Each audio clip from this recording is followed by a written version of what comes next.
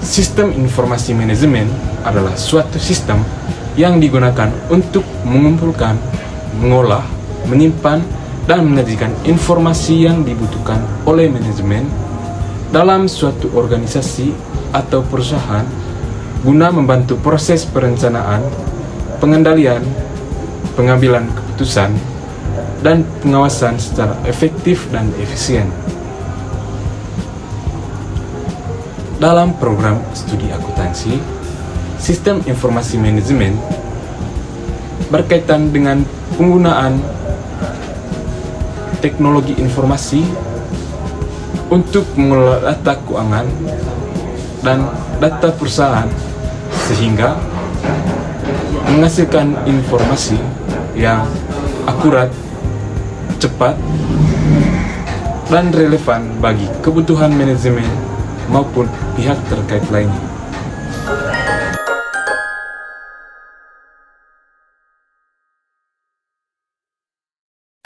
Untuk poin pertama, Bapak merasa senang karena usaha Bapak sudah dilibatkan dalam penelitian Mbak dan Mas ini.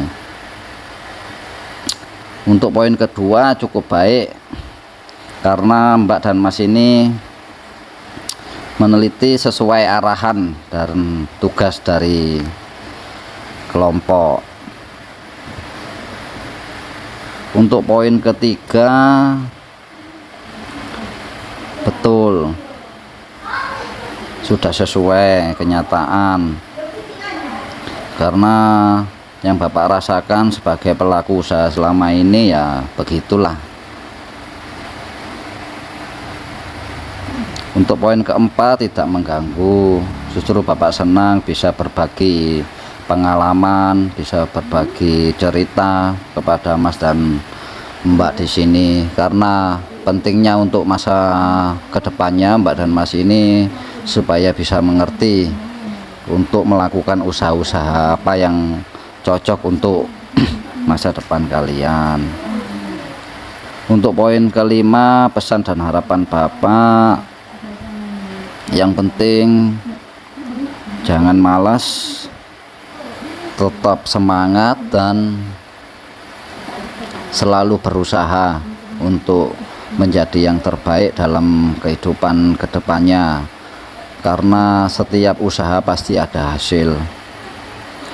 Dan semoga kalian semua besok menjadi pengusaha yang sukses, yang amanah. Amin amin. Perasaan saya merasa senang ya bisa ikut terlibat dalam penelitian ini gitu loh.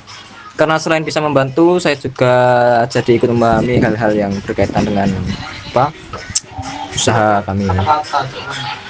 Yang kedua, ya menurut saya cara pendekatan yang dilakukan sudah sangat baik dan sopan, terus mudah dipahami juga.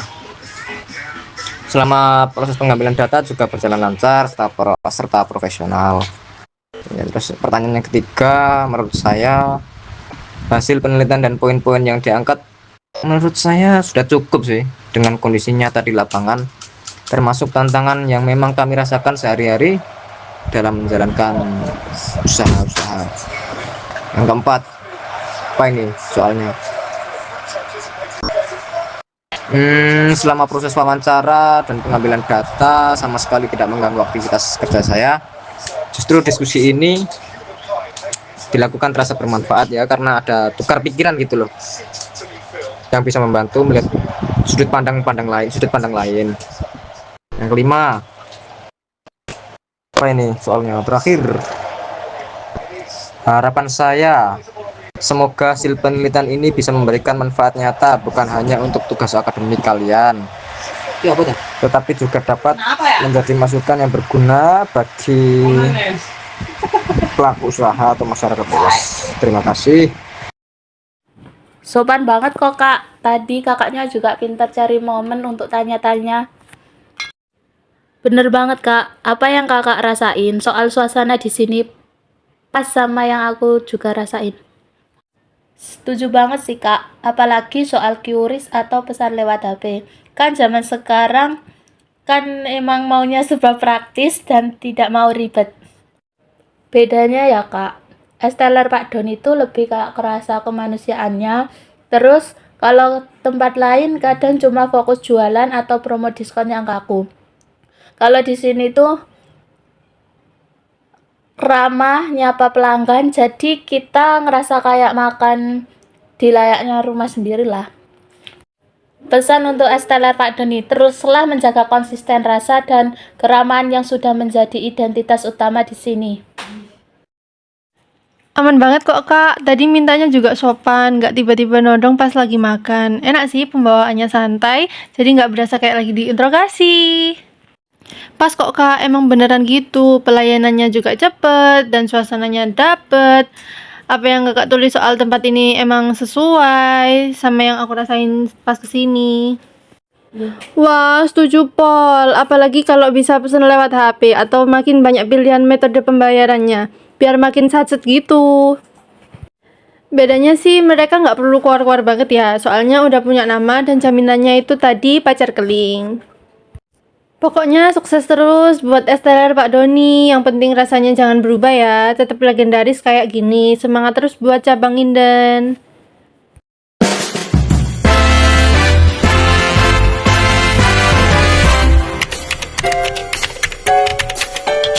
Sektor food and beverage atau F&B merupakan industri paling dinamis di Indonesia yang dipicu oleh perubahan gaya hidup urban yang menuntut variasi kuliner praktis namun berkualitas.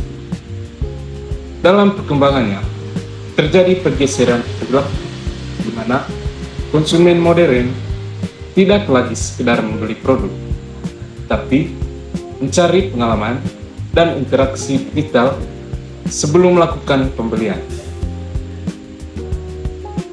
Di era digitalisasi ini, media sosial menjadi survival strategi atau alat bertahan hidup utama bagi usaha mikro guna memangkas biaya iklan konvensional, sekaligus menutup gap nyata antara kenyamanan retail modern dengan keterbatasan modal dan sarana yang dimiliki pedagang kaki lima atau PKL. Dalam studi kasus pada usaha Es Teler Pacar Keling Pak Doni cabang Inden Surabaya mempunyai tujuan untuk membedah bagaimana integrasi kualitas produk tradisional dan kedekatan emosional melalui platform digital yang mampu menciptakan benteng pertahanan bisnis yang kokoh.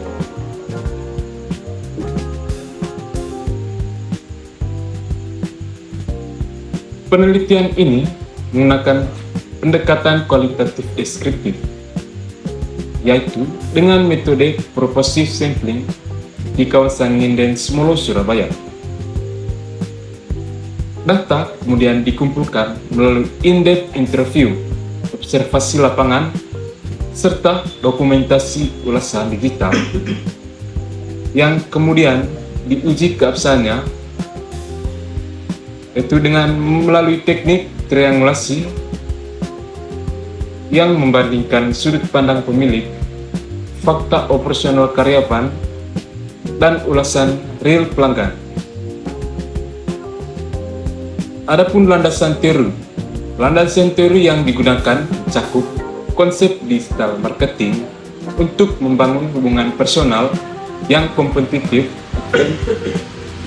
melalui strategi diferensiasi unik seperti kedekatan emosional serta consumer behavior yang menekankan pada persepsi, nilai, dan efisiensi waktu melalui kanal digital.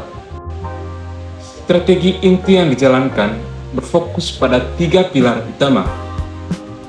Pertama adalah pilar visual dan awareness, yang memanfaatkan kejujuran tekstur produk visual tumpah-tumpah melalui Reels Instagram dan TikTok untuk membangun rasa lapar dan percaya pelanggan secara instan tanpa filter yang berlebihan.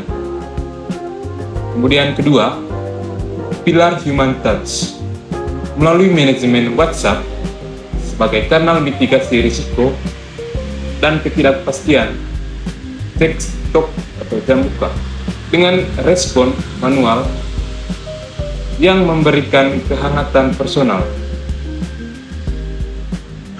Ketiga adalah pilar integritas atau sinkronisasi digital, di mana harga dan porsi tumpah-tumpah yang dijanjikan di media sosial terbukti identik 100% dengan realitas di lapangan. Selain itu, penggunaan Google Maps dengan titik lokasi presisi berfungsi sebagai audit publik yang memberikan aksesibilitas tinggi setara dengan lokasi premium di mall.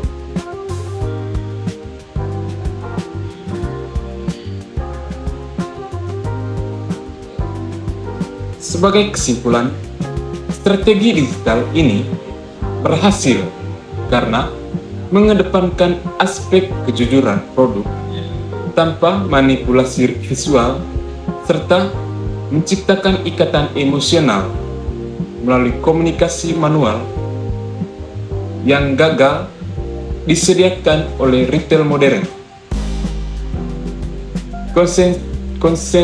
Konsistensi informasi antara platform dan pembuktian fisik di lapangan menjadi modal utama bagi PKL untuk bertahan dalam persaingan untuk pengembangan ke depan. Disarankan bagi pemilik usaha untuk menyediakan tautan otomatis link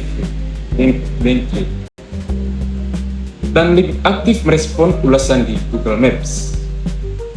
Sementara untuk penelitian selanjutnya, disarankan untuk meneliti dampak adopsi kris terhadap perilaku pembelian ulang, serta membedah bagaimana respon psikologis antara generasi terhadap visual kuliner tradisional.